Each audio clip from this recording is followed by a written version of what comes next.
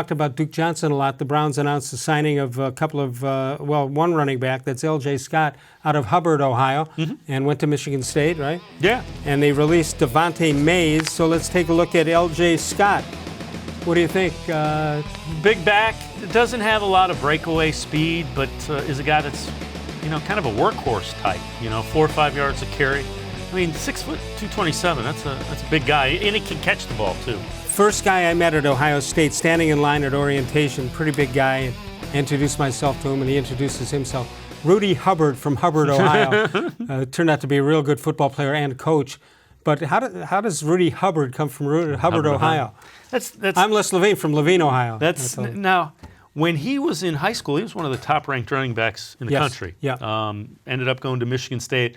Was a lot of comparisons to Le'Veon Bell. Didn't really, First 3 years were really good. He was hurt last year, in fairness to him. Does this mean anything to Duke Johnson, or totally different?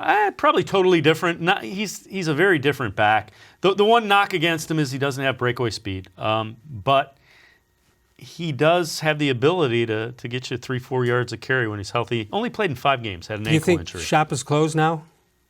It's getting there because you're got to practice. Yeah, you're trying to get everybody. Although on it may the field. open up again after practice when you see what you actually have. And there's still some talk that they're going to try to trade for Gerald-McCoy, and that's the thing behind the McCoy deal is the Buccaneers really don't have the money to allow his $13 million to count against their salary cap this year. I mean, if they do that, they're up against the cap. Right. So the thought would be they may have to cut him or try to make a trade. And that's what the Browns are waiting for? Right. And John Dorsey isn't going to give him a whole lot. And then what you try to do is you try to restructure it. His yeah, contract. but that brings other teams into the mix, too, at that point.